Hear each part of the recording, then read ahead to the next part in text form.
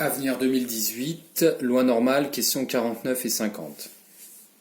On considère une variable qui suit une loi normale d'espérance 3 et d'écart type 2. Vous avez vu en cours que toute variable top qui suit une loi normale de paramètres nu et sigma carré implique que si on prend la variable x moins nu sur sigma, alors cette variable suit une loi normale centrée réduite, c'est-à-dire d'espérance 0 et d'écart type et de variance 1.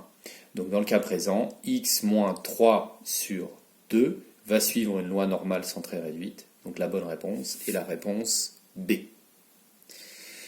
Pour la question 50, vous avez vu également en cours que la probabilité qu'une variable qui suit une loi normale de paramètres nu et sigma carré, la probabilité que cette variable soit comprise entre nu moins 2 sigma et nu plus 2 sigma est à peu près 0,95.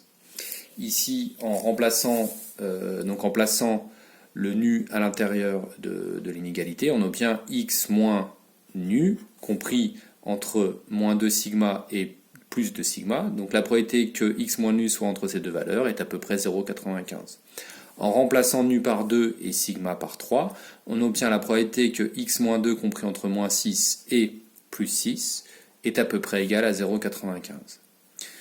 D'après la symétrie de la courbe de Gauss, si la probabilité que la variable soit comprise entre ici, donc entre nu moins 2 sigma et nu plus 2 sigma est 0,95, alors la probabilité pour que la variable prenne des valeurs strictement, inférieures à nu moins 2 sigma sera 0,025 et 0,025 la probabilité que x soit supérieur à nu plus 2 sigma.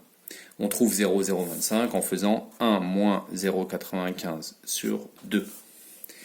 Donc on peut en conclure que la probabilité que x-2 soit inférieur à moins 6 est à peu près 0,025. Une valeur proche est 0,023. Donc question 50, réponse D.